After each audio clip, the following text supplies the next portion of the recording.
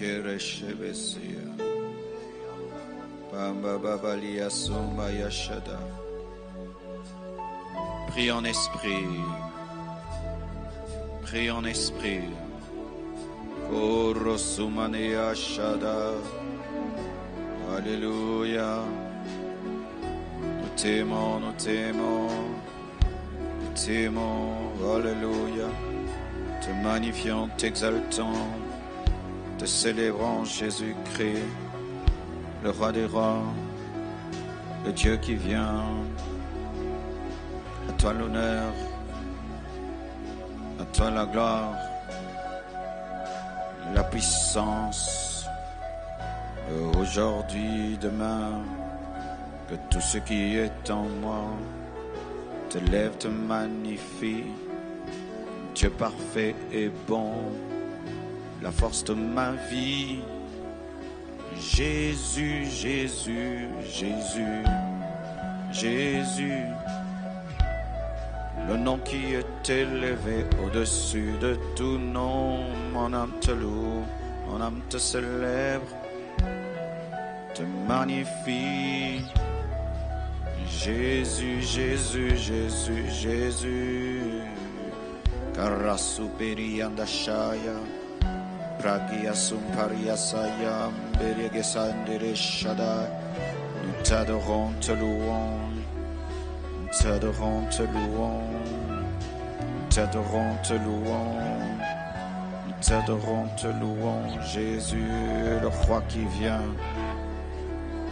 Le pain de vie qui descend du ciel. Jésus, Jésus. Laisse-moi te louer, laisse-moi t'adorer, te magnifier Jésus. Shabariba sumpere kazepete shadaya. Gloire à ton nom, gloire à ton nom. Père, bénis cet enseignement. Parle à un homme, parle à une femme, ici et dans le monde entier. Bâtis ton Église sur la saine doctrine. Oins-moi pour cela, au nom de Jésus-Christ.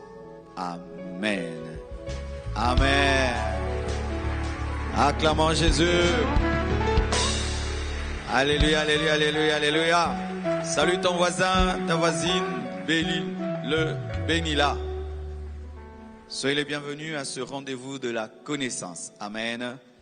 Le mercredi, c'est le rendez-vous de la connaissance. Vendredi, le rendez-vous de la prière. Tu veux connaître, viens mercredi. Tu veux prier, viens vendredi. Je vous salue tous au nom de Jésus. Soyez bénis, bénis, bénis. Nous sommes dans la continuité de nos enseignements sur les 60 fondements de la saine doctrine. Précédemment, j'avais déjà enseigné sur la Trinité, 3 personnes en un seul Dieu. Deuxièmement, la divinité de Jésus-Christ. Mercredi passé, pour ceux qui n'étaient pas là, vous pouvez suivre en ligne, la naissance virginale de Jésus. Pour ce soir, nous allons parler de l'autorité des Écritures. L'autorité des Écritures. Tu peux dire à ton voisin, l'autorité de la Bible. Ton voisin de gauche, celui de droite, celui de devant, celui de derrière. Seulement ton voisin qui est sérieux, concentré. Amen. Acclamons le Seigneur.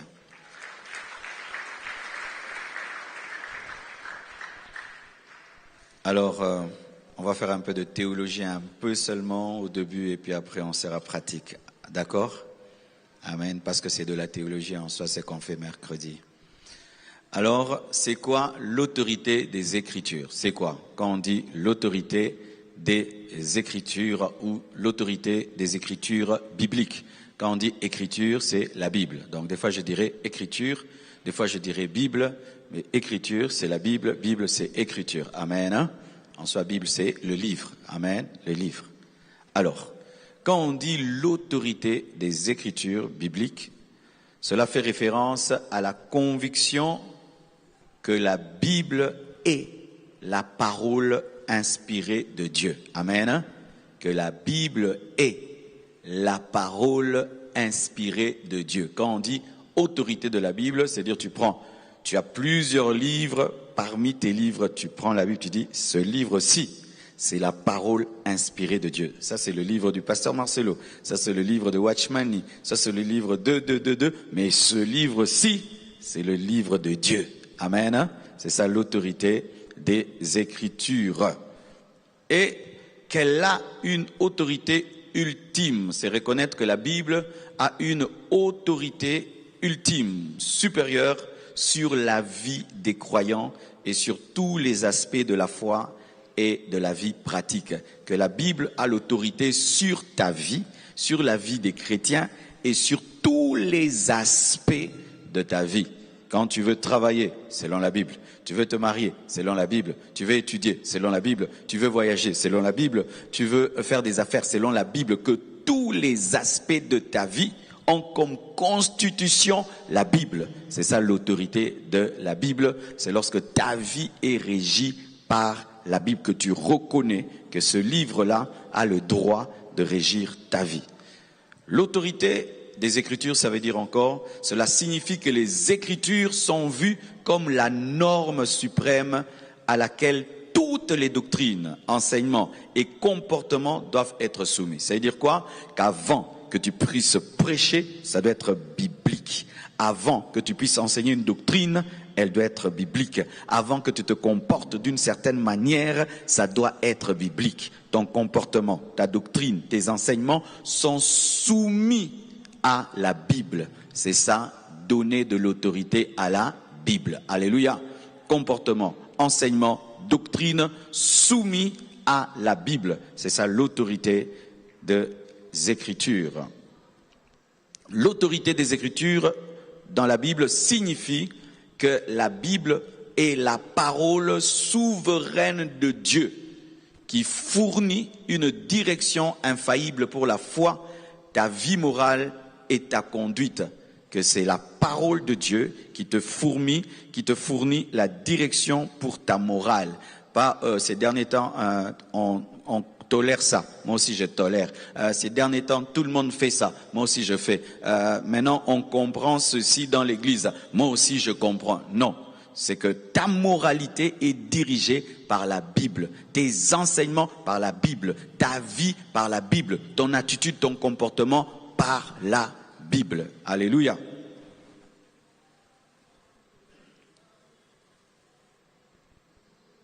Alors, vous devez savoir qu'il y a beaucoup de doctrines qui sont opposées à l'autorité de la Bible. C'est-à-dire qu'il y a des doctrines qui ne croient pas que la Bible est la parole de Dieu, qui ne croient pas que c'est la Bible qui doit diriger nos vies, qui ne croient pas que c'est sur base de la Bible qu'on doit prêcher, enseigner, qui ne croient pas que la Bible est venue de l'esprit, que c'est venu des hommes et tout le reste. Je vais vous parler de ces doctrines-là. Ensuite, je vais vous dire ce que nous croyons. Amen. Voici ce que le magistère de l'Église romaine, que nous appelons catholique, dit. Le magistère de l'Église romaine catholique ne croit pas en l'autorité de la Bible. Dans l'Église romaine, l'autorité de la Bible est reconnue, mais, il y a le mais, l'autorité de la Bible est reconnue, mais elle n'est pas considérée comme la seule source d'autorité. Vous êtes intelligent, n'est-ce pas? Alléluia. L'autorité de la Bible est reconnue, mais elle n'est pas considérée comme la seule source d'autorité. L'Église, cette Église-là, enseigne la tradition apostolique. La tradition apostolique et l'enseignement de l'Église, qu'on appelle magistère. Ils enseignent en plus de la Bible qu'il y a la tradition apostolique, il y a l'enseignement de l'Église, qui sont également des sources d'autorité. C'est-à-dire il y a la Bible, la tradition apostolique et les enseignements de l'Église, on les mélange et c'est ce qui fait leur doctrine. C'est pourquoi des fois nous ne comprenons pas comment ils disent ça, comment ils croient ça, parce que eux, c'est la Bible, la tradition apostolique et les enseignements de l'Église qui font leur autorité. Alléluia. Selon leur doctrine, les Écritures et la tradition sont complémentaires et doivent être interprétées par l'Église qui a reçu cette autorité des apôtres. Alléluia. Et ce point de vue a été soutenu par le Concile de Trente. Pour ceux qui connaissent l'histoire, au Concile de Trente, en 1545-1563, ils ont dit qu'il y a la Bible, la tradition apostolique et les enseignements de l'Église. Ce qui fait que deux fois, la Bible peut dire une chose, et pour eux, la tradition apostolique complète ceci, et les enseignements de l'Église complètent cela, et ça fait une doctrine qui est tout autre par rapport à nous. Amen. C'est pourquoi des fois, vous pouvez, oh mais nous on nous a dit, on ne prie pas. Quand quelqu'un meurt, il est mort, il n'y a pas de prière à faire. Mais vous voyez, eux, on prie pour ça. Tu vas chercher dans la Bible, tu ne trouves pas. Amen. Mais ils ont leur magistère, les enseignements de l'Église et la tradition apostolique et aussi des livres d'hétéro-canoniques. Amen. Je ne vais pas trop insister pour ne pas avoir des problèmes. Amen. Parce que je sens que vous intercédez. Alléluia. Deuxième doctrine qui s'oppose à l'autorité absolue. Donc ils peuvent croire, mais pas totalement. Deuxième, les doctrines des églises orthodoxes orientales. Les orthodoxes orientales. Les églises orthodoxes orientales partagent une vision similaire à celle de l'église catholique romaine. Elles considèrent que la Bible est inspirée par Dieu, mais, il y a encore mais, qu'elle doit être interprétée à la lumière de la sainte tradition. Cette tradition comprend les enseignements des pères de l'Église, les conciles écuméniques et les pratiques liturgiques transmis à travers les siècles. Donc, eux aussi, comme l'Église romaine, il y a la Bible, mais on ajoute aussi les saintes traditions, les traditions des pères de l'Église, les conciles écuméniques, des pratiques liturgiques transmis après des siècles, c'est-à-dire des habitudes. Amen. Ou, par exemple, là, on fait 30 minutes avant d'enseigner, et puis 30 minutes de piano avant d'enseigner, et puis j'enseigne. Avec le temps, ça devient aussi un principe. Désormais, dans l'église, avant d'enseigner, 30 minutes de silence. Et puis ça se transmet, et puis ça devient aussi une autorité. Alléluia. Donc pour eux, hein, les doctrines des églises orthodoxes orientales. Troisième doctrine qui s'oppose à l'autorité absolue de la Bible, le mormonisme. Qui connaissent les Mormons? On les appelle Église de Jésus-Christ des Saints des Derniers Jours. Ils écrivent vraiment Église de Jésus-Christ des Saints des Derniers Jours. Il y en a beaucoup maintenant. Ils ont des temples, waouh, formidables. Aux États-Unis, ils ont un temple. La toiture est en or. La toiture en or. Et ils sont très, très, très riches aux États-Unis. Ils ont même tout un État qu'ils contrôlent. Alors voici ce que les Mormons, parce que des fois vous les voyez là, ils sont silencieux, vous dites qu'est-ce qu'ils enseignent là-bas, qu'est-ce qu'ils croient là-bas, n'est-ce pas? Qui est des fois curieux. Alors, le mormonisme, Église de Jésus-Christ des Saints des Derniers Jours, voici ce qu'ils disent. Dans le mormonisme, la Bible est considérée comme la parole de Dieu. Ça va t'étonner, hein? Oui, oui. Dans le mormonisme, la Bible est considérée comme la parole de Dieu, mais, il y a encore mais. Mais elle n'est pas l'autorité finale ou unique. Elle n'est pas l'autorité finale ou unique. Les Mormons croient en des écritures supplémentaires, comme le livre de Mormon, la perle de grand prix et les doctrines et alliances, qui, selon eux, sont également des révélations divines. De plus, ils croient que le prophète vivant, leur prophète vivant, et les autorités de l'Église ont le pouvoir de recevoir des nouvelles révélations pour guider l'Église de manière continue. Nous croyons que la Bible, c'est toute la révélation, c'est fini. On n'ajoute rien, mais eux, ils disent que leurs prophètes peuvent recevoir des nouvelles révélations qui vont compléter la Bible. C'est ce qu'ils croient, qu'ils ont la capacité de compléter la Bible par leurs prophètes et par leurs anciens. Et par leurs autorités de l'Église. Donc ils placent la Bible au même niveau que le livre de Mormon, la perle de grand prix, les doctrines et alliances.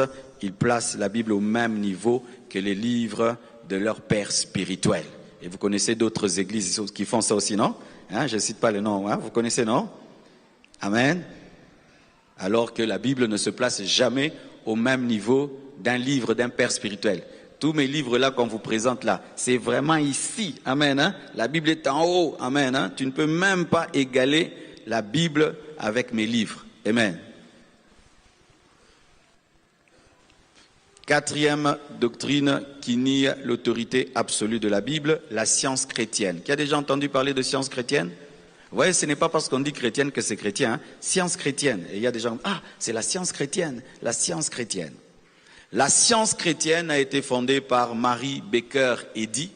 Mary Baker Eddy, une femme, pour ceux qui ne savent pas, c'est une femme qui a fondé la scientologie. On appelle ça aussi scientologie. Il y a beaucoup de stars qui sont dedans. Alors, la scientologie ou la science chrétienne ne considère pas la Bible comme la seule autorité en matière de foi. Elle enseigne que les Écritures doivent être interprétées à travers les écrits de Mary Baker Eddy, notamment dans son livre « Science et santé avec la clé des Écritures ». Ce livre-là, leur livre-là, est vu comme une révélation supplémentaire, c'est-à-dire à ajouter, qui aide à comprendre les vérités spirituelles contenues dans la Bible. Donc, ils interprètent la Bible à la lumière de leur livre « Science et santé ». Ok? Et ça, ce n'est pas bon. Amen. Hein? Ce n'est pas bon. On n'a pas interprété la Bible sur base de mes livres. On interprète la Bible par le Saint-Esprit. Alléluia. Cinquièmement, les témoins de Jéhovah. Les témoins de Jéhovah acceptent la Bible comme autorité divine. Les témoins de Jéhovah acceptent la Bible comme autorité divine, mais leur doctrine inclut l'idée que seule leur organisation est capable d'interpréter correctement les Écritures. Nous tous ici, on ne comprend pas la Bible, seulement eux comprennent la Bible. C'est pourquoi quand tu fais le débat avec eux, est-ce que tu peux gagner? Jamais. Il reviendra demain avec quelqu'un de plus fort. Et si tu les gagnes, ils reviendront. Pourquoi? Parce que dans leur doctrine, la Bible ne peut être comprise que par leur organisation qui s'appelle Société Watchtower. En français, c'est... j'ai oublié le nom en français. Donc pour eux, c'est seulement leur Société Watchtower qui est capable d'interpréter correctement les Écritures. Tous les autres là n'interprètent pas bien la Bible. Ils enseignent que la compréhension des Écritures est progressive et que les dirigeants de leur organisation, considérés comme le collège central, reçoivent une direction spéciale de Dieu pour interpréter la Bible pour le reste des croyants. C'est-à-dire que vous tous là, vous ne comprenez pas. C'est seulement moi qui comprends. Vous devez attendre que je comprenne pour comprendre. Alors que tout chrétien peut comprendre la Bible. Alléluia. Donc pour eux, ils doivent recevoir une direction spéciale, leur autorité spirituelle de Dieu pour interpréter la Bible pour les restes des croyants. Cela place une autorité institutionnelle au-dessus de l'interprétation personnelle des Écritures. C'est-à-dire, cela place le leader spirituel au-dessus de ton intimité personnelle pour comprendre la Bible. Et ça, ce n'est pas biblique. Amen. Donc je suis en train de vous présenter le faux pour vous présenter le vrai. L'islam.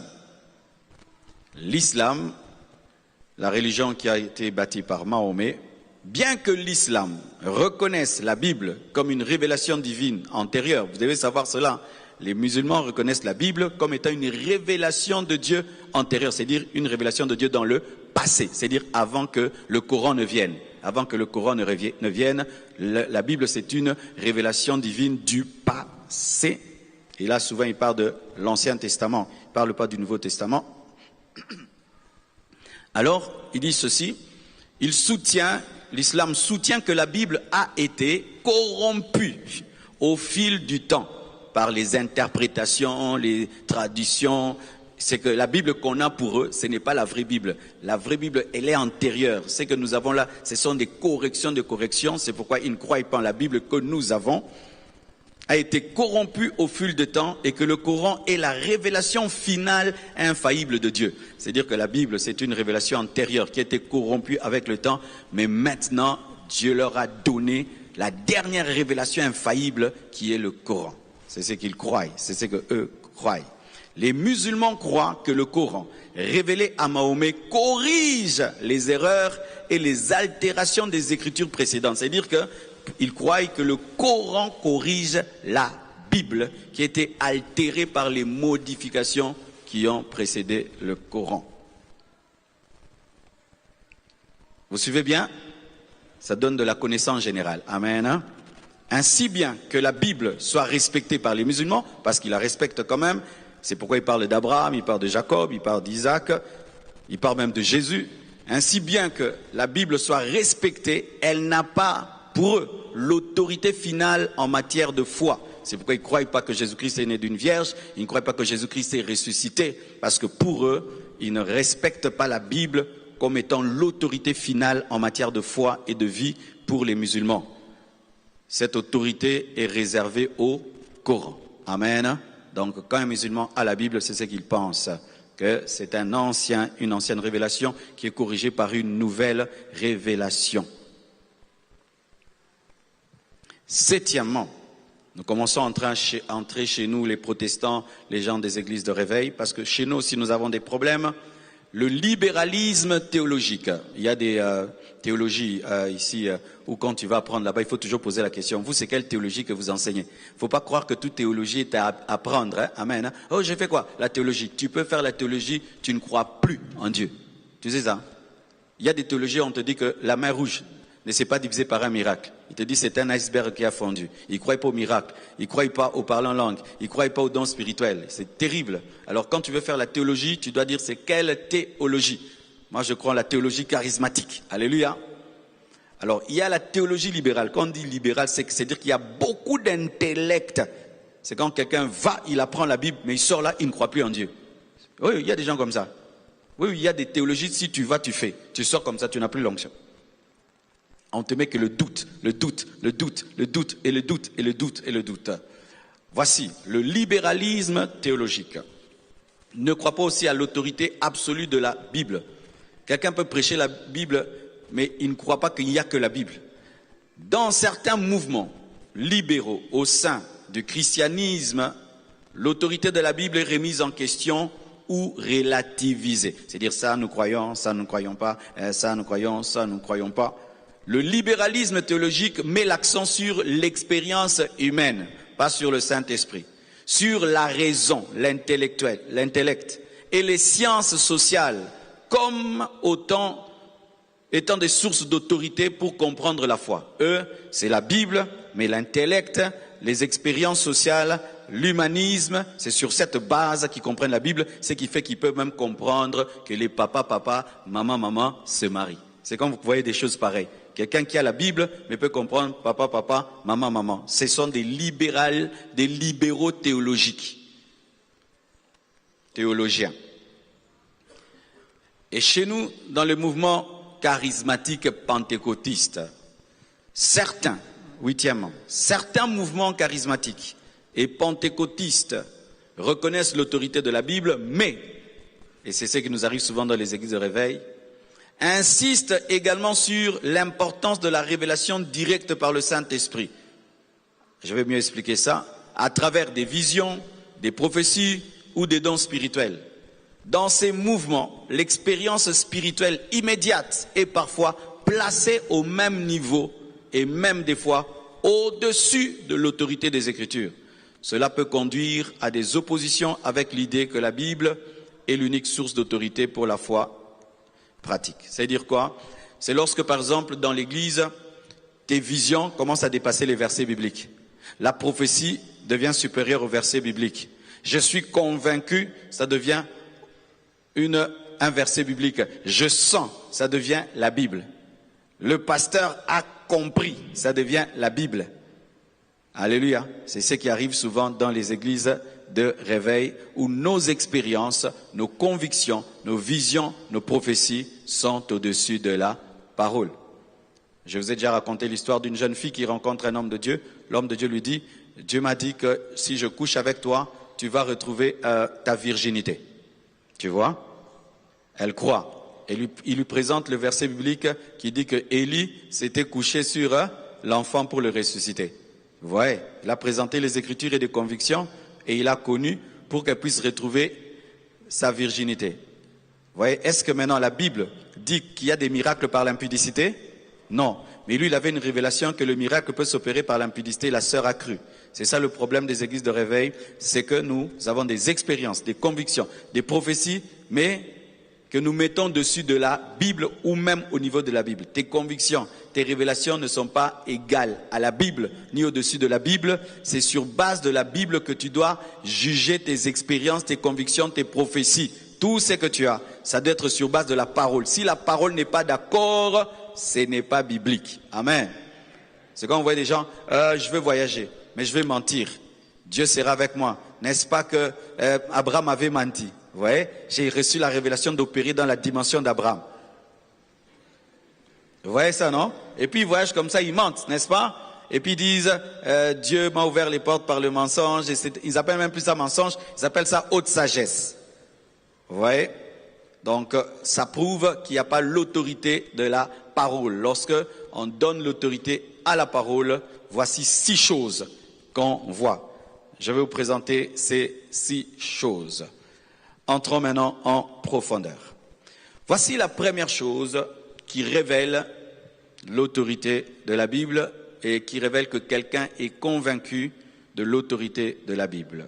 Premièrement, la Bible est la source principale du jugement de la vérité et est l'autorité ultime sur l'Église et sa tradition. Je répète, la Bible est la source principale du jugement de la vérité. Et elle est l'autorité ultime sur l'Église et la tradition. Nous voyons cela dans Acte 17, verset 10, pour comprendre ce que je vais vous dire. Acte 17, verset 10 à 11. Aussitôt, les frères firent partir de nuit Paul et Silas pour Bérée. Lorsqu'ils furent arrivés, ils entrèrent dans la synagogue des Juifs. Ces Juifs avaient des sentiments plus nobles que ceux de Thessalonique. Ils reçurent la parole avec beaucoup d'empressement et ils examinaient chaque jour les Écritures pour voir si ce qu'on leur disait était exact. Les Béréens, qui que tu sois, Paul, tu enseignes, pour eux la Bible est la source principale pour juger la vérité, la doctrine et l'autorité. Alléluia. Ainsi, la prédication de Paul pour les Béréens n'était pas au-dessus de la Bible, mais la Bible était au-dessus de l'enseignement de Paul. Ce qui fait que lorsque Paul enseignait, il vérifiait dans les Écritures si ce que Paul disait était correct, et il ne croyait pas parce que c'est Paul qui l'a dit, il croyait parce que c'était biblique. C'est ça, lorsque la Bible a l'autorité dans l'Église, les gens ne disent pas Daddy a dit, ils disent la Bible dit, il est écrit, il est écrit, il est écrit, il est écrit. Et si Daddy dit quelque chose qui n'est pas biblique, même s'il est Daddy, il ne croit pas. Alléluia. Le jour que je viens vous enseigner une autre doctrine qui n'est pas biblique, les anciens doivent m'amener dans le bureau. Pasteur, ce n'est pas la parole, il est écrit, il est écrit. Et si il me ramène dans la sainte doctrine, cette église est bâtie sur l'autorité de la parole. Alléluia. Quels que soient les diplômes d'un docteur de théologie, quelle que soit l'expérience d'un homme de Dieu, son expérience n'est pas au-dessus des Écritures. Il ne faut pas écouter la Bible avec un complexe spirituel, mais avec des yeux spirituels pour discerner si c'est écrit ou si ce n'est pas écrit. Alléluia. Que ce soit un grand prophète qui a existé, qui a fait des miracles, même si tu as fait des miracles, ce n'est pas pour cela qu'on va fermer les yeux sur ta doctrine. Amen. Hein? Parce que le problème des fois, mais Dieu l'utilise et il fait des miracles. Résurrection, on a entendu que Dieu l'avait utilisé. Même si Dieu t'utilise, tu es Paul, tes habits chassent les démons, on va vérifier. Alléluia. Hein? Alléluia.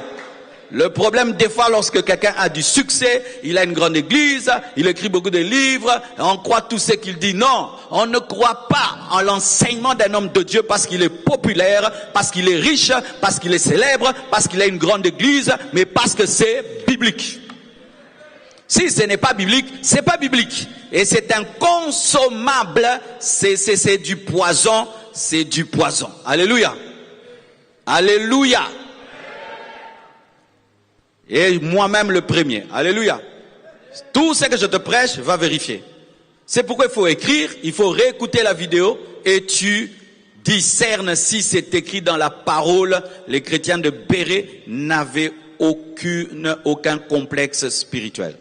Lorsque l'église protestante a commencé par rapport à l'église catholique, ils avaient ce principe qu'on appelait sola scriptura. Qui a déjà entendu ça? Sola scriptura. C'est-à-dire que l'écriture seule. C'était un temps, on vendait les pénitences. Tu veux être pardonné, tu donnes l'argent. Tu veux être pardonné, tu donnes l'argent. Mais la Bible dit qu'il n'y a plus de condamnation pour ceux qui sont en Christ. Nous sommes sauvés par grâce au moyen de la foi. Comment vous vendez les pénitences? C'est écrit où? Qu'on doit donner l'argent. On cherche, on ne trouve pas. Comme c'est pas écrit, on ne va plus donner l'argent. Parce qu'en ces temps-là, on donnait l'argent, avec l'argent, on construisait des temples. Mais si tu veux construire le temple, demande seulement l'argent, mais ne dis pas aux gens d'acheter le pardon, parce que le pardon ne s'achète pas. Amen. Hein? La prophétie ne s'achète pas. Les délivrances ne s'achètent pas. Vous avez reçu gratuitement, donné gratuitement. Tu vas quelque part, on te dit, ici, avant, paye. Comme ce n'est pas écrit, ne fais pas. Amen. Hein? Sola scriptura. Seule la parole. Tout ce qui se fait dans l'église doit être sous la parole. Si ce n'est pas sur la parole, ce n'est pas à prendre. Donnez-moi l'amen. Hein? Donc, mes frères et sœurs, la première des choses en matière d'autorité de la Bible, c'est que la Bible est la source principale du jugement de la vérité. Elle est l'autorité ultime sur l'église. Pas le pasteur, pas le leader, mais c'est la parole. Pas le leader, pas le pasteur, même si tu es Paul. Acclamons les chrétiens de Béret.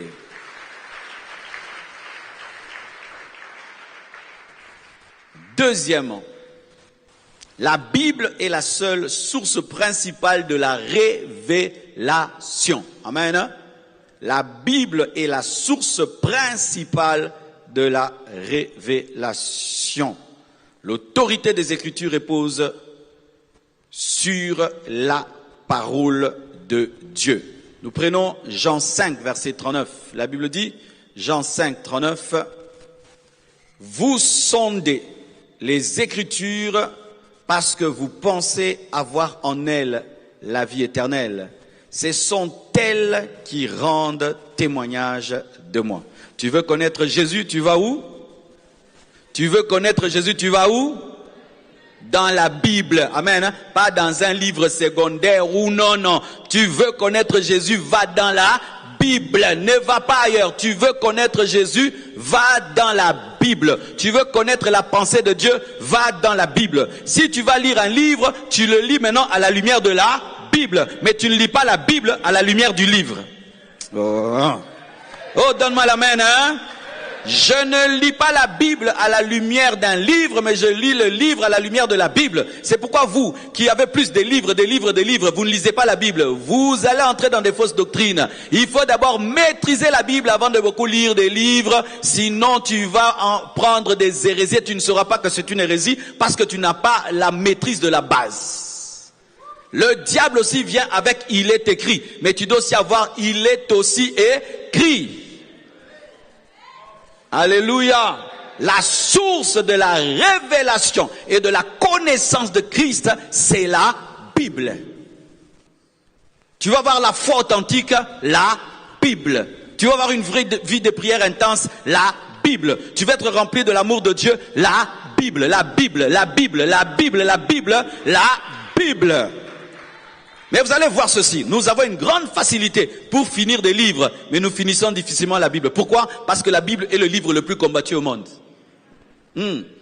Regarde, prends un livre, tu vas le finir en un jour. Prends la Bible, commence à lire seulement 5 chapitres par jour, tu vas voir comment tu vas arrêter. Pourquoi? Parce que c'est un livre, c'est le livre le plus loin. C'est le livre que Satan craint. C'est le livre qui bouleverse le monde. C'est le livre le plus combattu au monde, mais c'est le livre le plus vendu au monde. Alléluia. Lisez vos Bibles, lisez vos Bibles, lisez vos Bibles, lisez vos Bibles. Et je bénis une sœur, elle m'a fait un merveilleux cadeau. Elle est venue me voir, elle m'a dit, pasteur, Dieu m'a convaincu de t'offrir cette Bible. Tu es pasteur, c'est sûr que tu as beaucoup de Bibles, mais je sens, Dieu m'a dit de t'offrir cette Bible. Il faut écouter le Saint-Esprit. Et c'est vrai. J'avais maintenant un problème avec ma Bible en papier parce que avec les yeux, les ordinateurs et tout. Donc je vois que les écrits sont petits. Et tu vois, tu peux agrandir dans ton ordinateur, mais tu vas pas agrandir le papier de la Bible. Elle m'a amené une Bible avec des gros écrits. Depuis qu'elle m'a amené ça, ma vie de méditation encore a grandi. Parce que quand tu médites avec les écrans là, des fois les yeux font mal. Mais le papier, tu sens vraiment que ce livre-là, cette Bible-là, a encore élevé ma dimension dans la connaissance de la parole. Ma sœur, là où tu es, elle est venue de l'Allemagne. Que Dieu te bénisse. Que Dieu te bénisse. Un cadeau vraiment révélé. Alléluia. Et comment je fais? Le matin, je mets la Bible là où je m'assieds souvent. J'ai une chaise où je m'assieds toujours. La Bible, je la laisse là. Je prie avec mes filles, elles partent, je prends la Bible. Je dois la méditer jusqu'à 8 heures. Je te fais de lire Ancien Testament, 2 Ancien Testament, Psaume, Proverbe. Et puis, je lis 3 dans le Nouveau Testament. Tu sens avant de prendre ton déjeuner que tu as déjeuné. Tu déjeunes en esprit, puis tu déjeunes. Alléluia. Tu sens vraiment que l'esprit a mangé, puis le corps a mangé. Si tu peux lier ta méditation à ton déjeuner, tu mangeras tous les jours et tu méditeras tous les jours. Oui. Est-ce que je peux te dire quelque chose? Si tu veux développer une habitude nouvelle, tu dois la coller à une habitude ancienne. Par exemple, si tu veux faire le sport tous les jours, chaque fois que tu vas entrer dans ta douche, prends les mains bendées, taka, puis tu entres dans la douche. Tu le feras tous les jours. Moi, j'ai les mains bendées dans la douche. Tu brosses les dents, tu entres. Pareil aussi. À côté de mon déjeuner, il y a la Bible. Avant de manger, je mange. Ça va faire que tous les jours que tu mangeras, tu mangeras. Qui va faire ça? Les mamans, un secret que je vous donne pour connaître la parole. Quand vous passez beaucoup de temps à vous peigner, à vous regarder, prenez des versets bibliques. Tu commences à écrire des versets sur des papiers. Tu places autour de ton miroir. Tu peux mettre 10 versets bibliques. Comme ton miroir est carré, 5 par ici, 5 là-bas, 5, ça te fait 20, hein? 20. Pendant que tu peignes, tu lis, jusqu'à ce que tu mémorises, tu changes. Tu vois, il y a des papiers qu'on colle, non? Tu commences à connaître la Bible. Pendant que toi, tu fais tes chignons, tu as des révélations. Ah, si j'avais prêché ça au Nigeria, il y aurait déjà des offrandes ici. Alléluia. Qu'est-ce que tu fais tous les jours? Tu vois cette chose-là? Ajoute la Bible dedans. Et par exemple, si tu fais beaucoup d'embouteillages, tu peux lier ton embouteillage à la connaissance de la parole. Pendant que le chauffeur te conduit, toi tu médites. Ou tu peux même méditer la Bible en audio.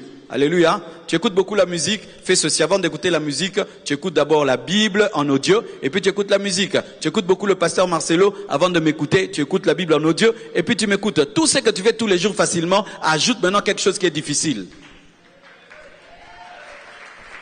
Amen. Donc, je répète, la Bible est la source principale du jugement de la vérité et l'autorité ultime de l'Église et de ses traditions. La Bible est la source principale de la révélation. Et d'ailleurs, la vérité, la voici, il n'y a plus de révélation. Vous savez ça, hein? Il n'y a plus de révélation. Quand nous disons révélation, c'est seulement une manière de parler. Nous n'avons que des inspirations. Toute la révélation a déjà été donnée parce que la Bible a été donnée. Je ne peux pas aujourd'hui prêcher dire j'ai une révélation. Si je dis j'ai une révélation, donc j'ai un nouveau verset. Je n'ai que l'inspiration, c'est-à-dire que j'ai l'éclairage de ce qui est. J'ai le rhéma du logos. Le logos a déjà été donné et fini. Je ne peux pas dire que j'ai reçu un nouveau logos, non. Le logos est déjà clôturé. Amen. Hein? Maintenant, nous avons l'éclairage du logos qu'on appelle l'inspiration ou l'illumination.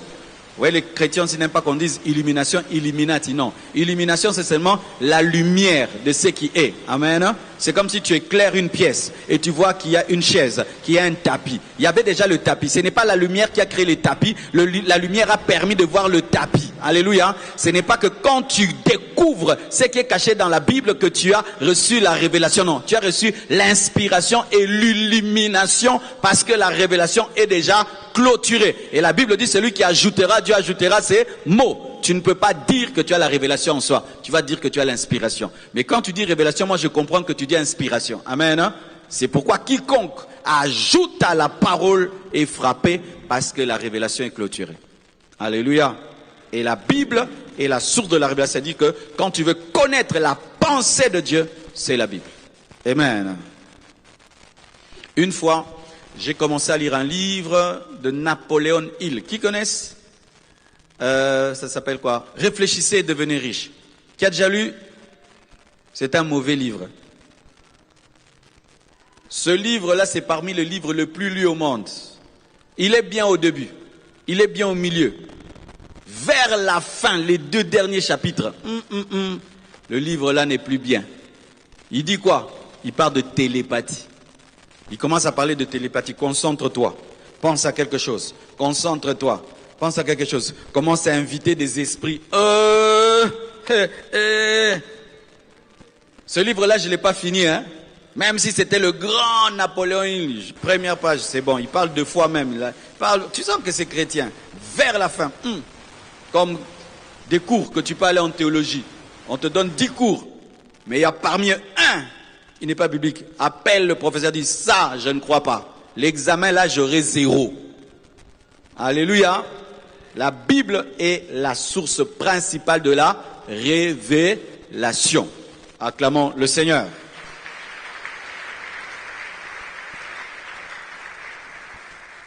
Romains 1, versets 16 à 17, nous dit ceci. Car je n'ai pas honte de l'évangile. C'est une puissance de Dieu pour le salut de quiconque croit. Aux Juifs premièrement, puis du grec. Parce que en lui est révélée la justice de Dieu par la foi et pour la foi. Selon qu'il est écrit, le juste vivra par la foi.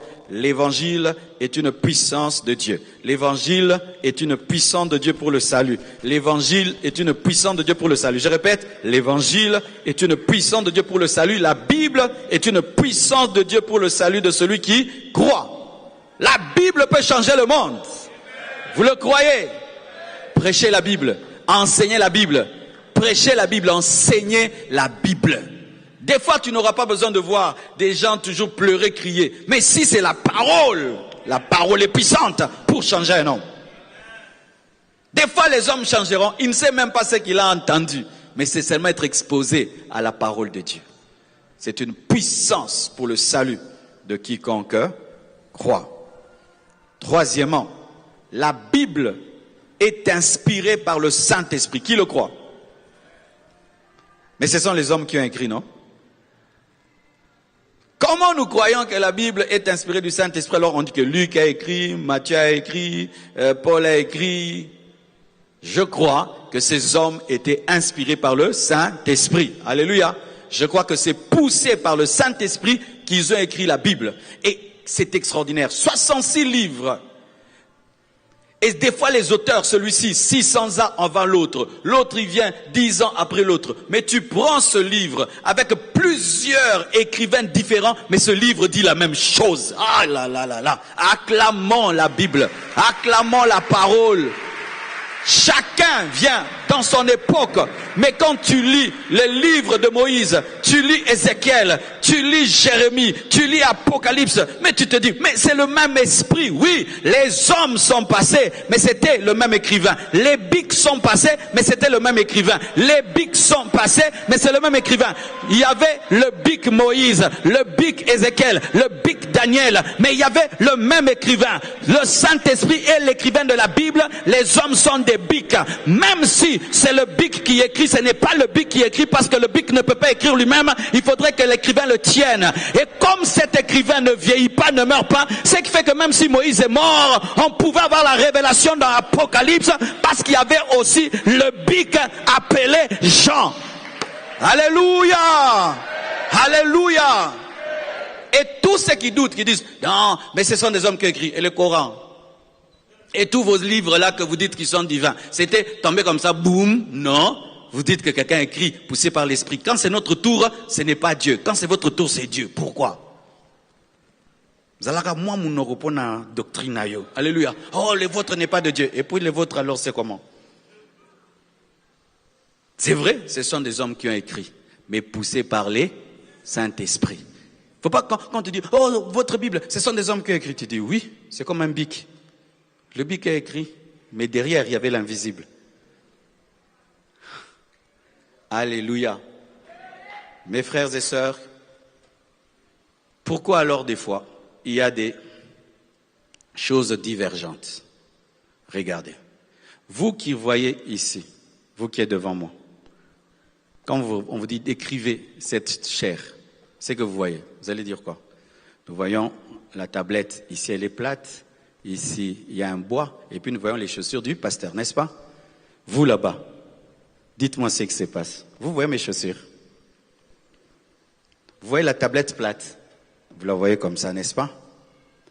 Alors eux, quand on leur dit, c'était comment l'enseignement du pasteur? Ah, le pasteur était assis, mais les chaussures, on ne sait pas s'il avait des chaussures. On dirait qu'il était pieds nus. Est-ce qu'ils ont menti? Maintenant, vous, quand vous allez dire, il avait des bottes, vous avez menti. Maintenant, est-ce que vous avez dit la vérité plus que?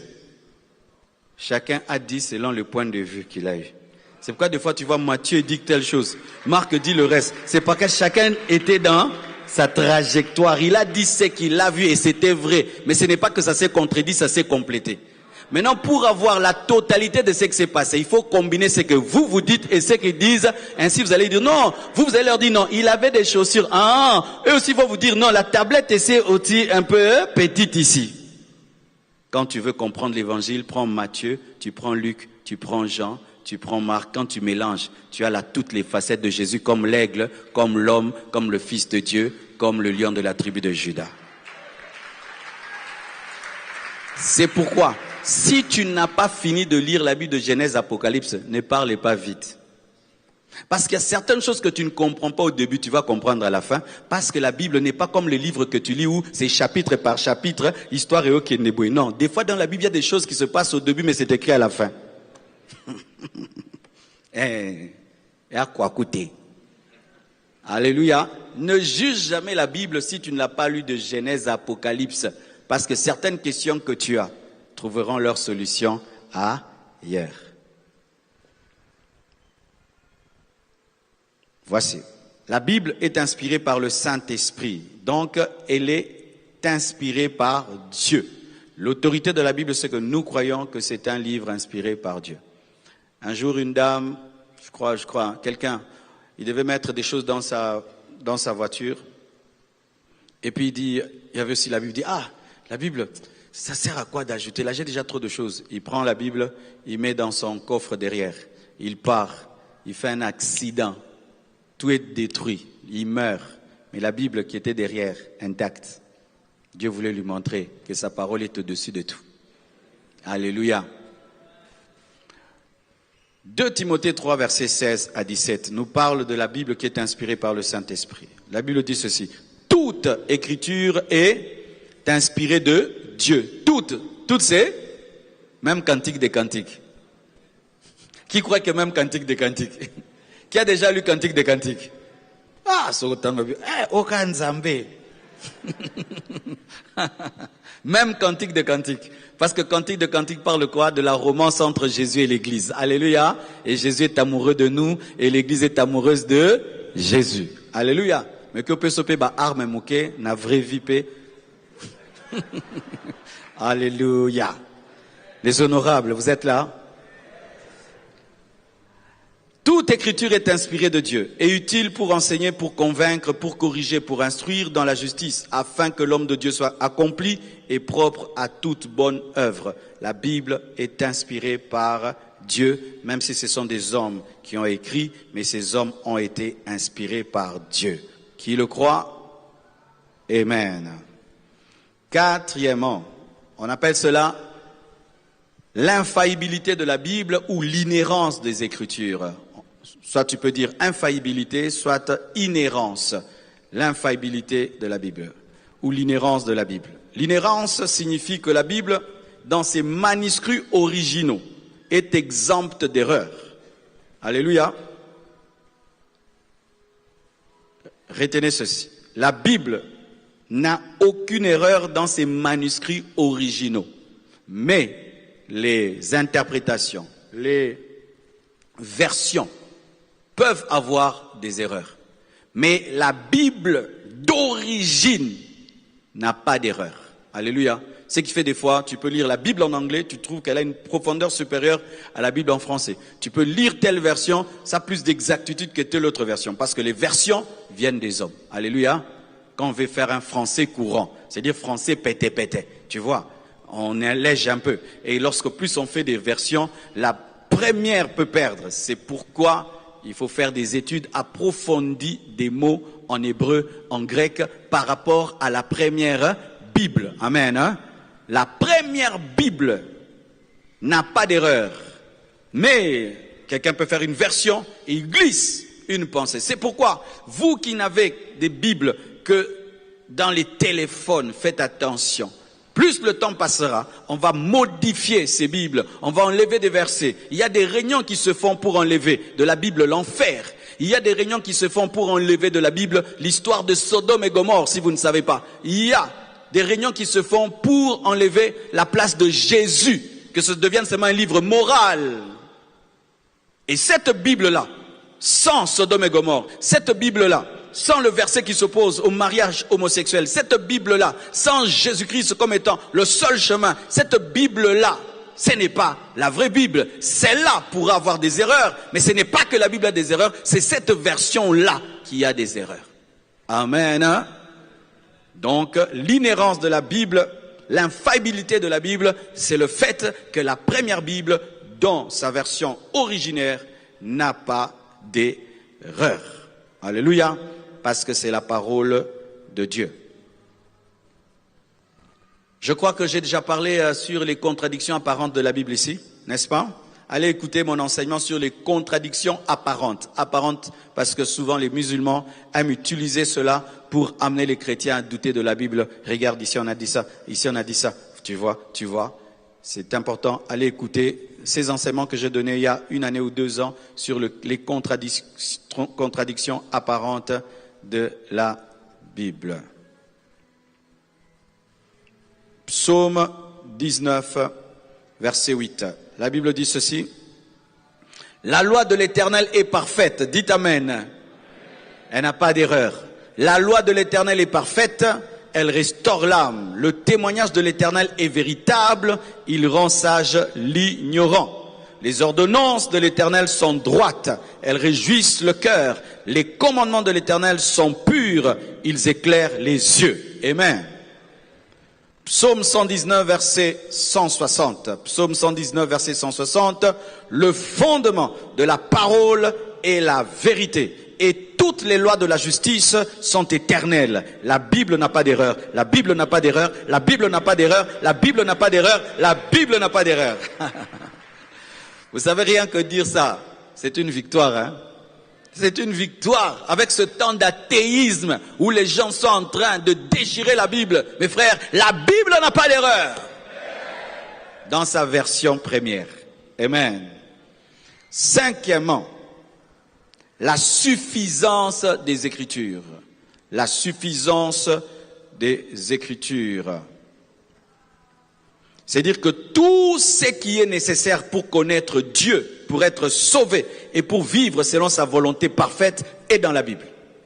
Tout ce qu'il faut connaître pour être sauvé et vivre dans la volonté parfaite de Dieu est dans la Bible. Qu'on ne te dise pas, non, il faut que tu ajoutes un autre livre. Il n'y a pas tout dans la Bible. Il faut ajouter, il faut compléter. Non, il y a tout dans la Bible pour être sauvé.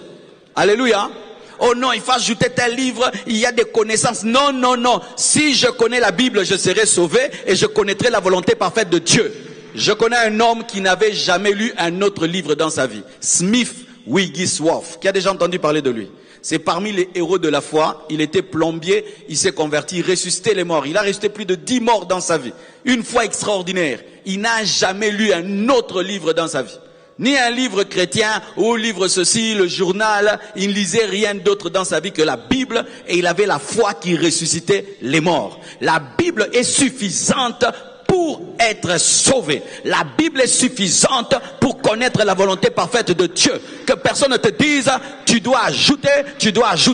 Si tu n'as que la Bible, tu ne connaîtras pas Dieu, tu ne seras pas sauvé. C'est faux.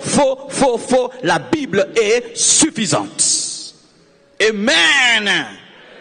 En soi, vous sentez aujourd'hui, je suis venu quoi vous amener à être persuadé de l'autorité de la parole. Car si tu n'es pas persuadé, tu ne vas pas persuader. Si tu n'es pas convaincu, tu ne seras pas convaincant. Parmi les luttes que j'ai eues dans ma vie, c'était sur l'autorité de la Bible. J'étais étudiant, je suis allé étudier un jour. Le professeur a dit ceci, si l'homme existe, Dieu n'existe pas. Si Dieu existe, l'homme n'existe pas. Comme l'homme existe, Dieu n'existe pas. C'est qui avait dit ça? Sartre? Hein? C'est lui, hein? C'est lui, hein? Sartre ou Descartes? Sartre, quelque chose comme ça. C'est Sartre, c'était Sartre. Ah, Natanga Kalame, Biloko Eza. Bino Bossani déjà. Vous savez, il a seulement parlé, hein? C'est entré dans ma tête. Et puis c'est descendu dans mon cœur comme une petite graine, mes frères. La graine a commencé à pousser. Un jour, je prie comme ça. J'entends une voix qui me dit, oh, toi tu pries, est-ce que Adam et Ève ont existé? J'ai dit, eux? C'est ce que j'ai de penser. Ah, j'ai dit non. Et est-ce qu'Adam et Ève ont existé?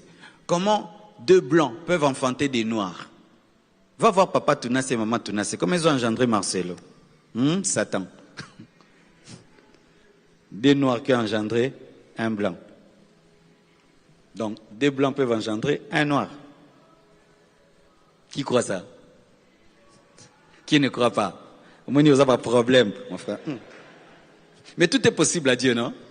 S'il peut faire enfanter une vierge, alors sortir les noirs du blanc ou les blancs du noir, quel est le problème? N'est-ce pas que Jacob a changé les tachetés en non tachetés?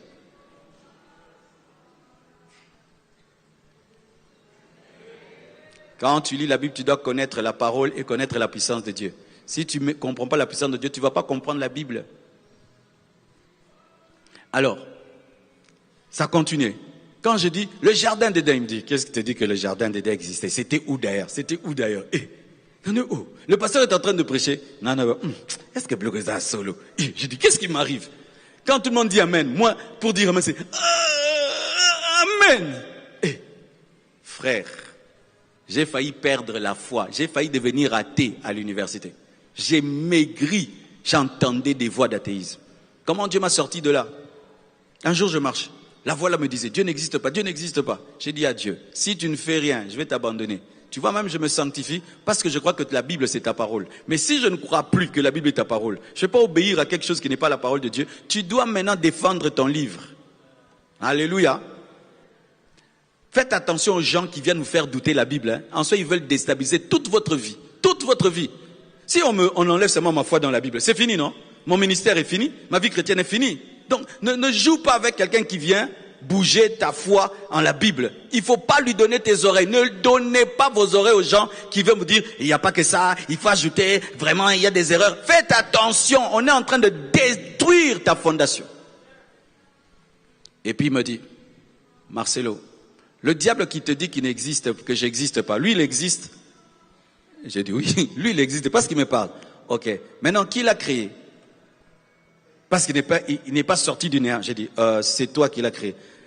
Dis-lui que son existence prouve que j'existe.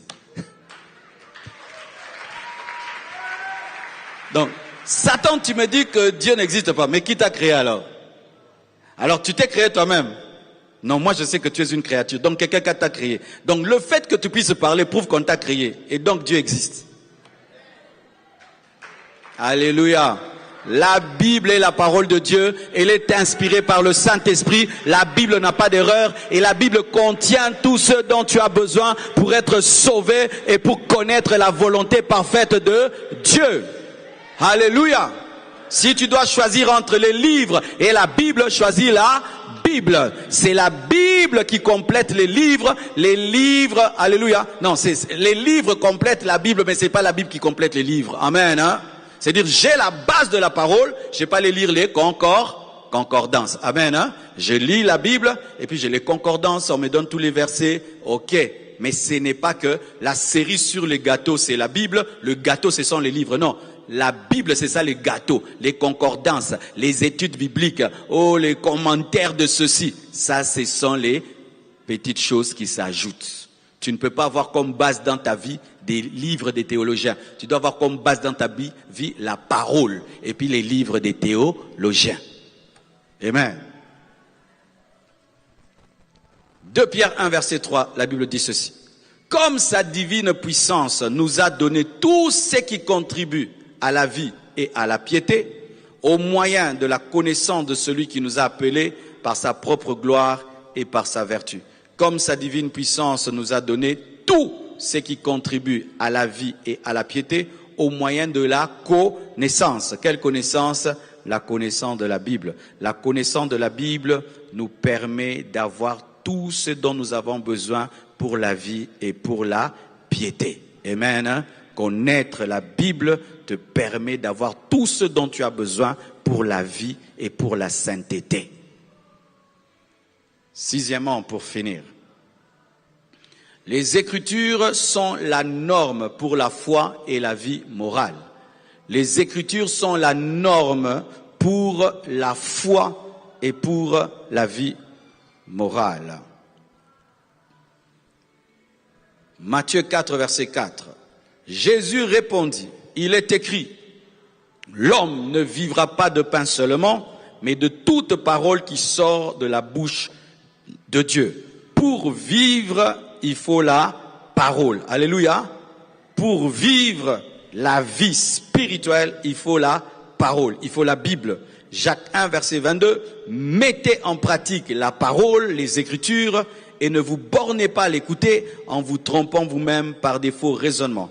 Pour être capable de vivre dans la piété morale, il faut pratiquer la parole. Et c'est la parole qui détermine les normes de la moralité. Selon le monde, tu peux coucher avec une femme sans l'épouser. Mais la Bible dit que tu dois attendre le mariage. Dites Amen.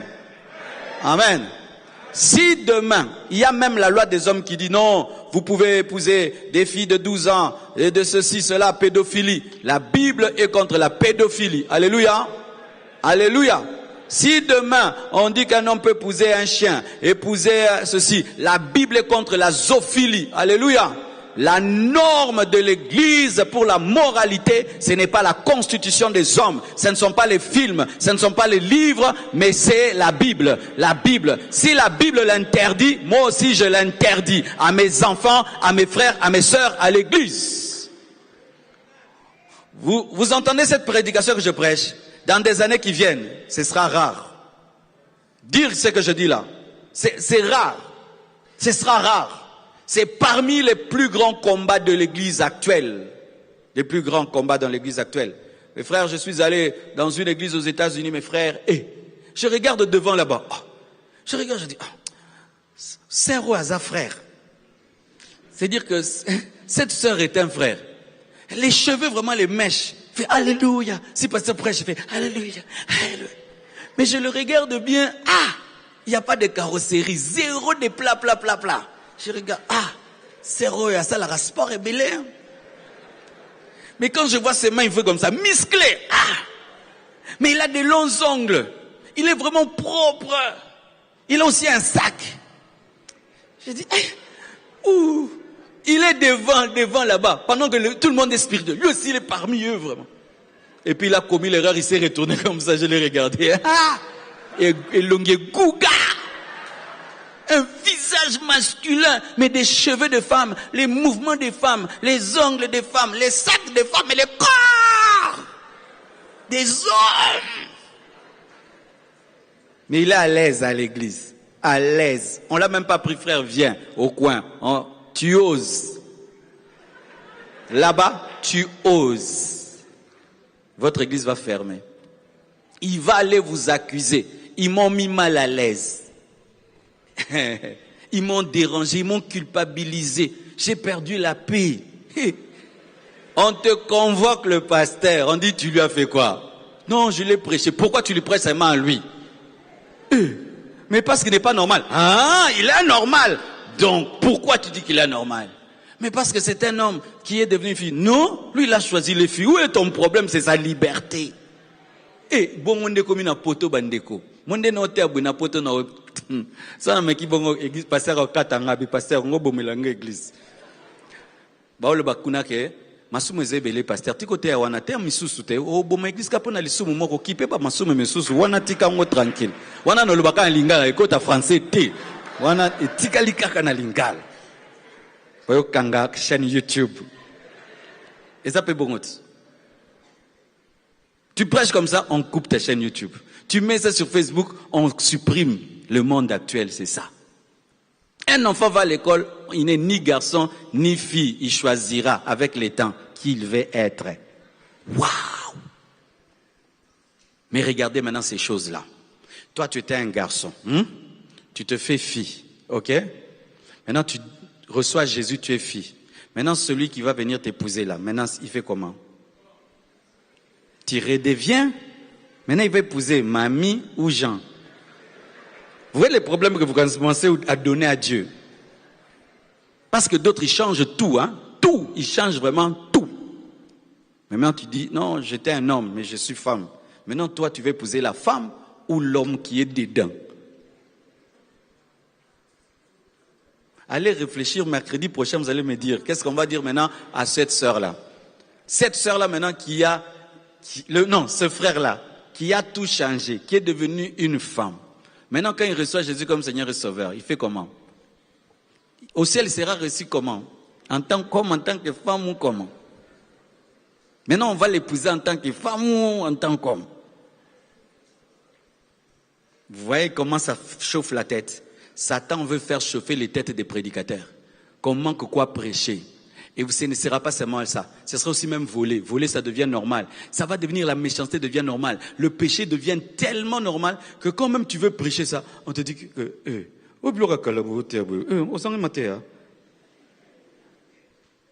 Dieu veut que les femmes soient vierges. Dites amen.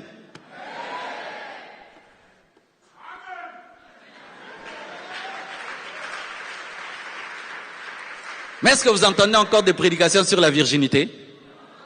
Pourquoi? Parce que même à 12 ans, les sœurs ne sont plus vierges.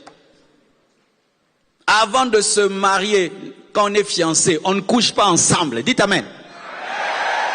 Comme Marie et Joseph, Tu dis, ah, pasteur, c'était Marie et Joseph. On me dit, bah, t'as kala. Où est cette génération siga? Masuma siga, okeneli fait la siga.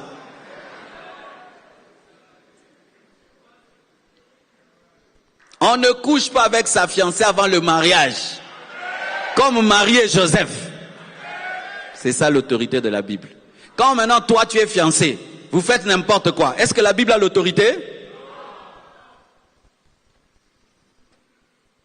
Il y a des mariés ici, on les a attendus, ils ne sont pas venus. Les parents les ont attendus, on les a annoncés là-bas, ils ne sont pas venus. Mais ils sont allés à la fête, mais ils ne sont pas venus à la bénédiction. On ne comprend pas. On les a attendus, ils ne sont pas venus. Mais ils sont allés à la fête. Et peut-être certains d'entre vous, vous êtes allés à la fête là. Des gens non bénis. Mais non, comment ils ne sont pas venus? Parce qu'on demande dans cette église, avant la bénédiction, test de grossesse. Et ils ne sont pas venus. Oui, frère, dans cette église, avant la bénédiction, test de grossesse. Si même ton père est là, ta mère est là, tu as déjà loué la robe, la voiture ou la salle. S'il y a la grossesse, on ne te bénit pas. Tu rentres avec ta robe. Oh, pasteur, bénis-moi, nankintueki, non. Botanano. Topambola, yona bébé. Accouche d'abord, on te bénira, toi et le bébé. J'entends déjà, c'est dur, pasteur, tu es dur. Toi aussi, tu es faible.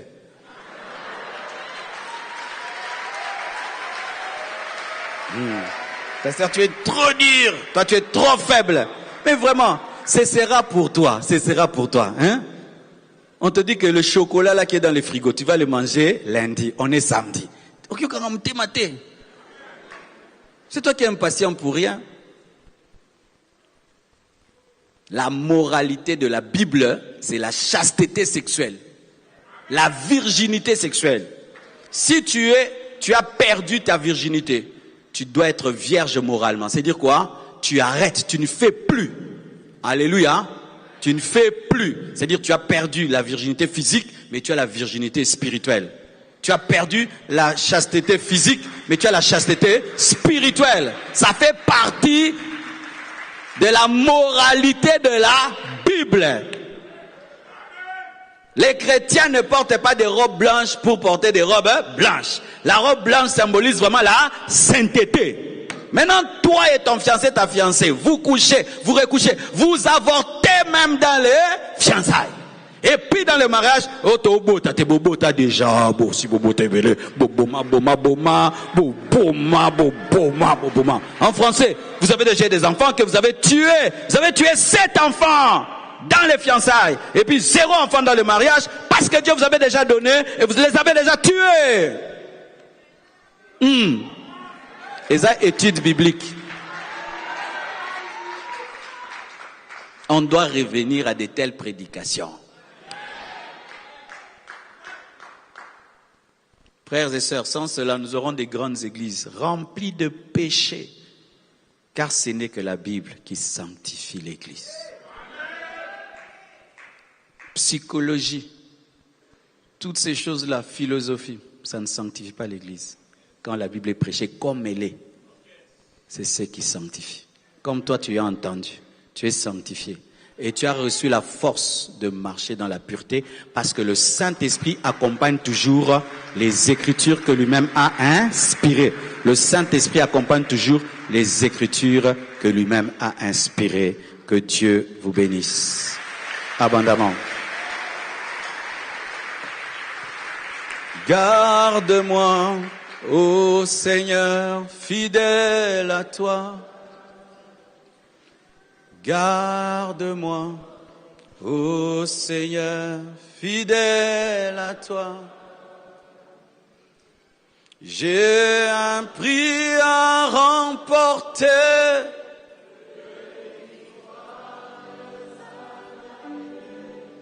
Ô Seigneur, garde-moi, fidèle à toi. Prions au nom de Jésus.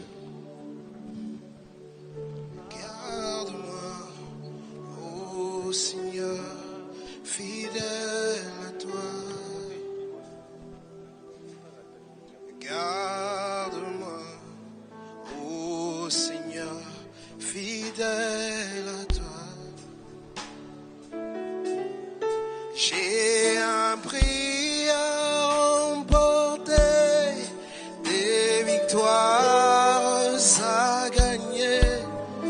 Oh Seigneur, garde fidèle. Est-ce que tu peux demander à Dieu que cette parole, ce message qui a été enseigné soit ancré dans ton cœur? Est-ce que tu peux demander au Saint-Esprit de te donner la force de pratiquer ce message? Est-ce que tu peux prier pendant quelques minutes? Élevons nos voix, prions au nom de Jésus. Demande à Dieu de pouvoir enraciner cette parole dans ton cœur. Demande au Saint-Esprit d'éclaircir, de t'éclaircir encore plus avec précision, afin que tu puisses être bâti sur sa parole, afin que cette parole que tu as entendue, que ce message, que cet enseignement puisse te faire croître, afin que cet enseignement te donne d'être enraciné dans la saine doctrine. Seigneur, nous avons besoin de toi. Au-delà d'écouter, nous avons besoin d'être enracinés par ta parole. Saint-Esprit, nous avons besoin que ce message soit ancré dans nos cœurs. Donne-nous la capacité à pouvoir le communiquer à d'autres personnes. Donne-nous la capacité, Saint-Esprit, à le mettre en pratique. Nous ne voulons pas être ceux-là qui écoutent, après ils oublient. Seigneur, non, nous refusons d'être de ceux-là qui oublient. Mais nous voulons être de disciples qui pratiquent ta parole. Nous voulons être de disciples qui mettent en pratique et qui communiquent ta parole aux autres. Seigneur, nous comptons sur ta grâce. Tu es le seul à enseigner mieux que quiconque. Laisse que ce message donné par ton serviteur puisse encore, Seigneur, nous ramener sur le chemin et nous donner de demeurer sur ce chemin-là. Seigneur, merci pour ton serviteur, notre Père, qui a été un canal, Seigneur, puissant ce soir pour chacun de nous. Bénis, Seigneur, ton peuple et merci, Seigneur, pour ce message. Que honneur, gloire, majesté te reviennent à toi et à toi seul. Nous voulons te rendre gloire, nous voulons te célébrer par nos acclamations, car tu en es digne. Tu es digne d'être loué, tu es digne d'être adoré, tu es digne d'être élevé, tu es digne d'être magnifié. À toi l'honneur, à toi la gloire, pour le siècle des siècles. Nous avons ainsi prié au nom de Jésus, ton Fils. Et nous disons Amen. Est-ce que quelqu'un peut encore acclamer royalement le roi de rois, le Seigneur de seigneurs? Alléluia. Après de tels enseignements, tu peux aller à la table de la presse, récupérer l'audio et même partager à tes frères et sœurs, à tes collègues de service. C'est très très important. Alléluia. À présent, nous allons offrir à Dieu ce soir. Nous avons deux services. Dans le premier service, nous allons apporter nos offrandes. et en même temps nous allons apporter la contribution pour soutenir la construction. Sous la conduite de la chorale, je nous prie de nous avancer avec joie.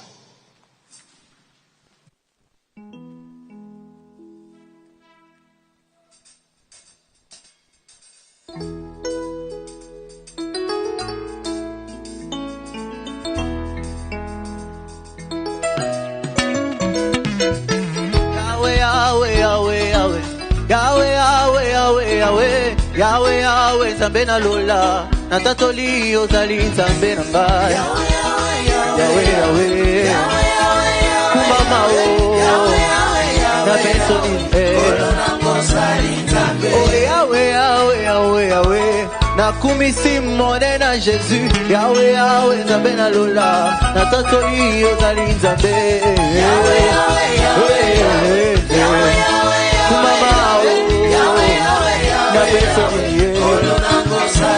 yambona banda na beti na no maboko motema nanga ebeli moto moto ya bolingo na yo masi ya Yesu yango na sanjoli yo mokonzi oboki na losungu Yesu oboki na loyengo Yesu na beto nini soki na moni kembo na betaka milolo papa welekelaka maele ya bato yango na besi yo lokumu Yesu mosusu lokola yo azali te.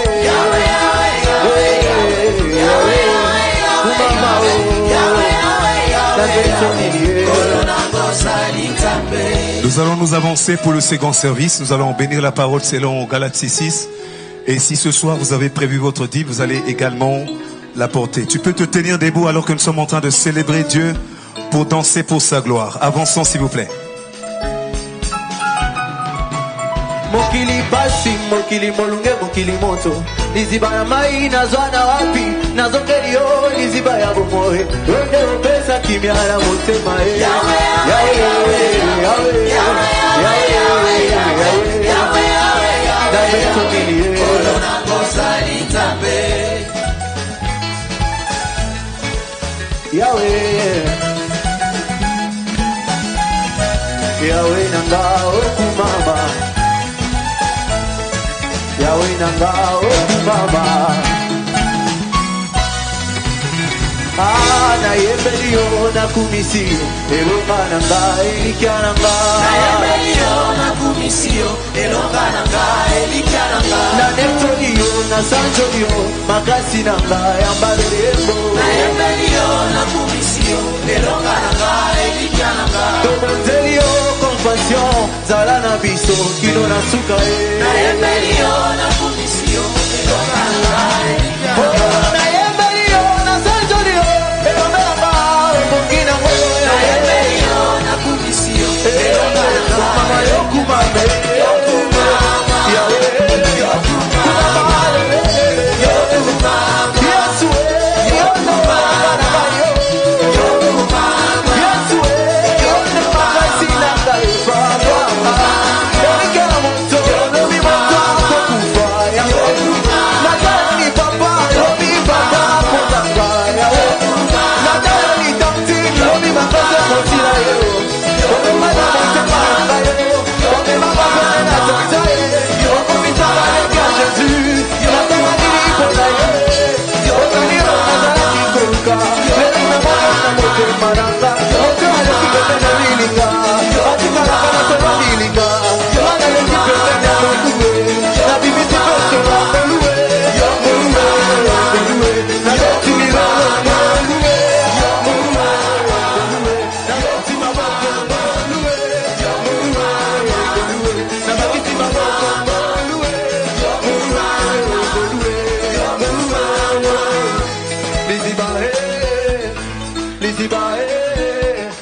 Liziba nanga ya ngolu Liziba Liziba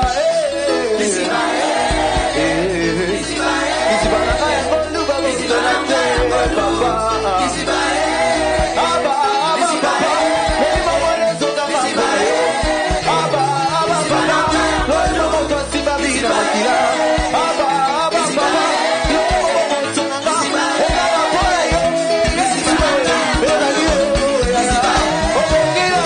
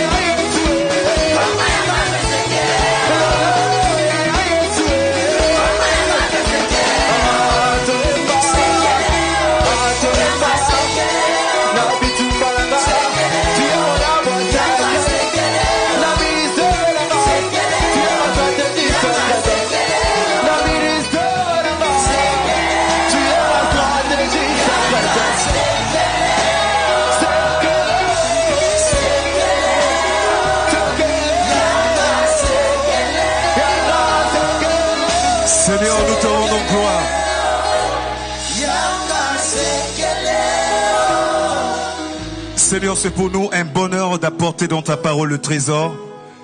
Merci Seigneur de nous avoir accordé d'apporter ces offrandes, ces libéralités, ces dîmes, ces contributions dans ta maison. Nous venons les sanctifier par le nom puissant de Jésus. Nous prions Père que tu ouvres les écluses des cieux en faveur de ton peuple. Nous prions Père que tu bénisses le projet de ton église, de la grande communauté Créfem. Fais-le pour ta gloire, ô Dieu.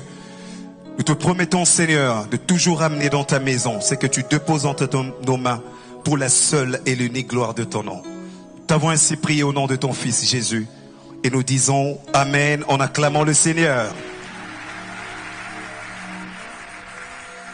Gloire à Dieu. Nous avons quelques communiqués ce soir. Nous disons que déjà demain, le col du ministère nous annonce le début de Doulos Day. On peut acclamer le Seigneur. Cela se tiendra de jeudi 3 et le jeudi 10 octobre de 17h à 19h ici au temple de l'église. Et nous signalons que le dimanche 13 octobre, il y aura collation au deuxième culte. Le département de femmes équilibrées annonce une sortie récréative à King Cole et Prestige ce samedi 5 octobre à partir de 7h juste. Le lieu d'embarquement, c'est le site 1, le chantier de l'autre côté. Pour plus de précision, nous vous prions de voir le secrétariat. Le département des jeunes équilibrés annonce Open Day Season qui se tiendront du samedi 5, le samedi 12 ainsi que le samedi 19 octobre. Et le thème retenu cette année, c'est Ephata. Heure, 16h juste ici au temple de l'église. L'intercession, le département d'intercession nous annonce The Watchman's Prayer qui se tiendra le vendredi 18 octobre 2024 de 15h à 20h ici au temple de l'église.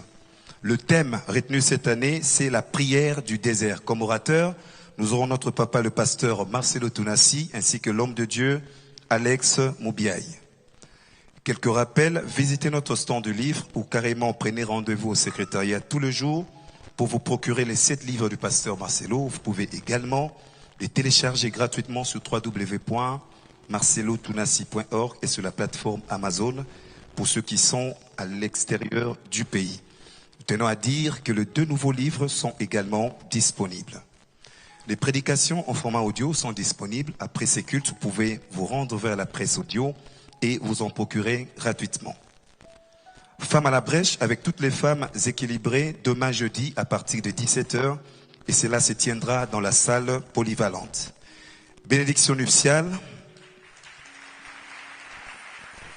Vont s'unir dans le lien sacré du mariage en date du samedi 5 octobre 2024 ici au temple de l'église. Le frère Fresnel Senker et la sœur Esther Baïla.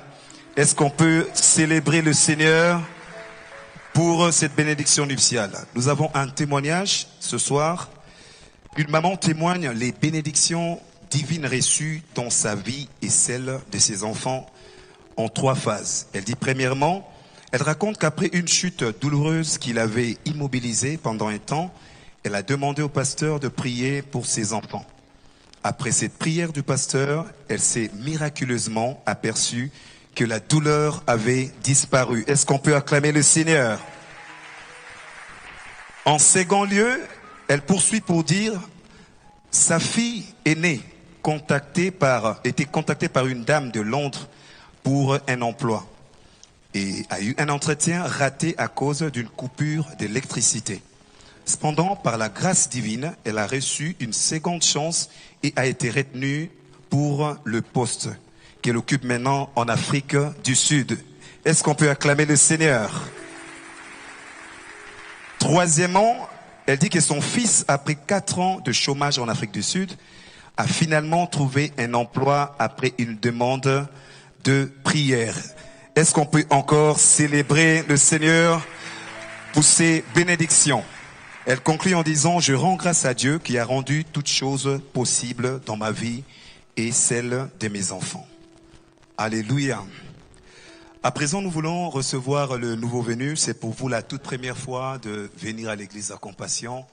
De partout où vous êtes, nous voulons vous recevoir dans la joie. Nous vous prions de vous tenir debout. Tout le nouveau venu de ce soir, si vous pouvez vous tenir debout. pour que nous puissions vous accueillir. Est-ce qu'on peut acclamer pour notre frère de l'autre côté? Sentez-vous à l'aise de vous tenir debout. Merci. On peut les encourager en acclamant le Seigneur. Alors, il y a le service d'accueil qui vous oriente vers des chaises positionnées à notre gauche. Je vous prie d'aller calmement jusqu'à atteindre ces chaises-là. Alors qu'ils s'avancent, est-ce qu'on peut les encourager, les acclamer pour la gloire de Dieu?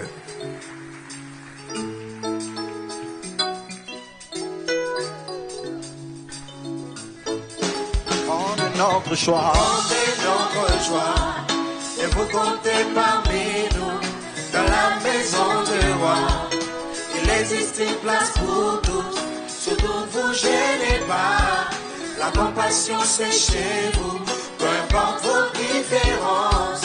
Soyez bibi normal. rendez notre joie, Rendez notre joie, rendez notre et joie. vous comptez parmi nous, dans la maison du roi.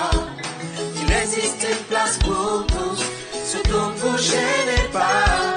La compassion c'est chez vous, peu importe vos différences. Soyez bibi Nous normal. rendons gloire, Gloire à notre Dieu, par-dessus, de vous avoir conduit vers nous.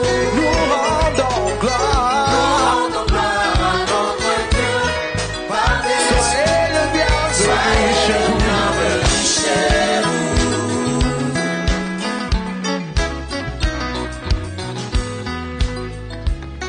Est-ce qu'on peut encore acclamer le Seigneur pour nos bien-aimés?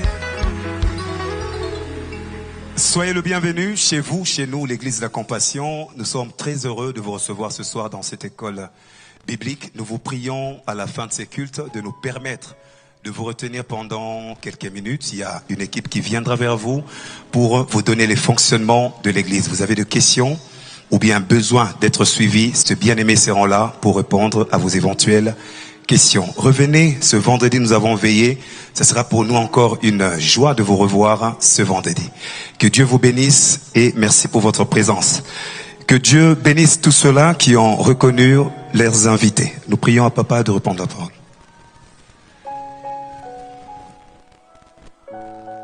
Soyez les bienvenus à cette école et faites de cette école la vôtre. Vous n'avez pas raté beaucoup. On a 60 points. Ce n'était que le 4e. Amen. Nous acclamons encore pour eux. Je te prie, mercredi prochain, viens avec quelqu'un. J'ai vu qu'on s'est ajouté encore aujourd'hui.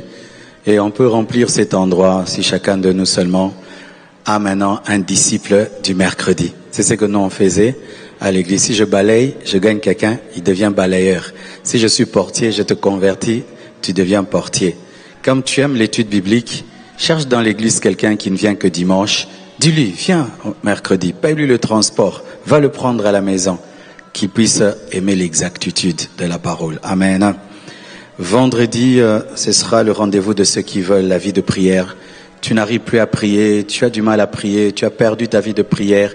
Viens vendredi, la vie de prière va revenir. Alléluia. Et le thème du message, ce sera « Pourquoi Satan ne veut pas que tu pries ?» Amen. Pourquoi Satan ne veut pas que tu pries? Nous serons tous là le vendredi. Dimanche prochain, ce sera notre dimanche évangélique. Viens avec un païen, quelqu'un qui ne connaît pas Jésus. Nous allons prêcher l'évangile et nous allons faire la pêche aux âmes. Alléluia. On a eu à baptiser la semaine passée 50 personnes et nous voulons gagner encore des âmes ce dimanche. Alors, avant la fin de l'année, nous allons ouvrir Compassion Lomé. Prions pour cela. Nous allons avec le pasteur Jourdain au Togo. Et lorsque nous allons déménager, voici la modification du programme pour que ceux qui viennent au premier, deuxième, troisième, que personne ne soit oublié. Nous allons modifier le programme. Donc, quand on va déménager, ce sera de 8h à 10h30 le premier culte. Et entre le premier et le deuxième, 1h. Pourquoi? Parce que là-bas, 5000 personnes qui doivent sortir les escaliers, la route, pour qu'on se bouscule pas, qu'on nettoie encore l'église. Ça va prendre beaucoup plus de temps. Donc, entre les deux cultes, au lieu qu'il y ait 30 minutes d'écart, il y aura 1h. Donc, 8h à 10h30 et puis 11h30 à 14h. Ce qui fait que ceux qui viennent aussi au troisième culte, c'est un programme aussi bon pour eux. Et comme ça, tout le monde est content. Amen. Gloire à Dieu. Nous aurons Papa Dis-moi tout du mercredi 30 octobre au vendredi 1er novembre. C'est pour tout le monde, les papas, les mamans, les mariés, les célibataires. Posez toutes les questions sur le mariage, sur le couple et nous répondrons pendant 3 jours. Ce soir, je ne recevrai que 7 personnes après le culte. Nous sommes debout, s'il vous plaît. Amen. Amen.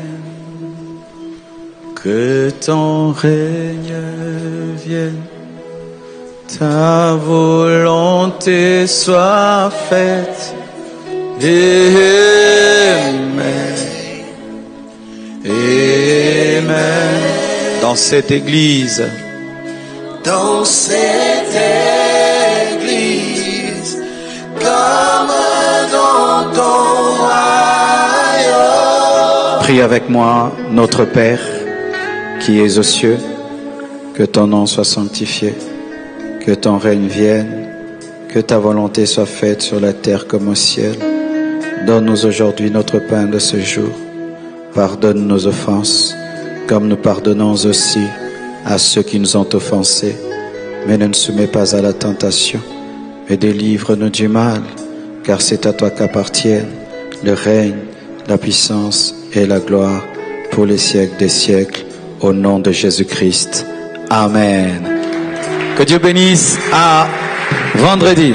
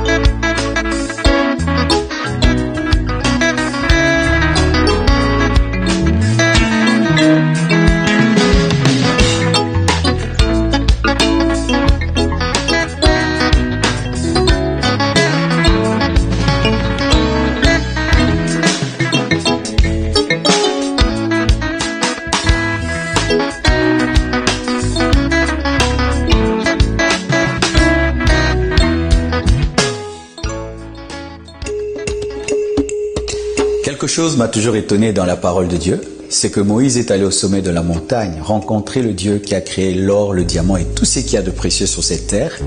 Mais lorsqu'il rentre, il revient les mains bredouilles, mais avec une vision, construire un tabernacle dans lequel il fallait qu'il y ait de l'or, qu'il fallait qu'il y ait des tissus de très grand prix.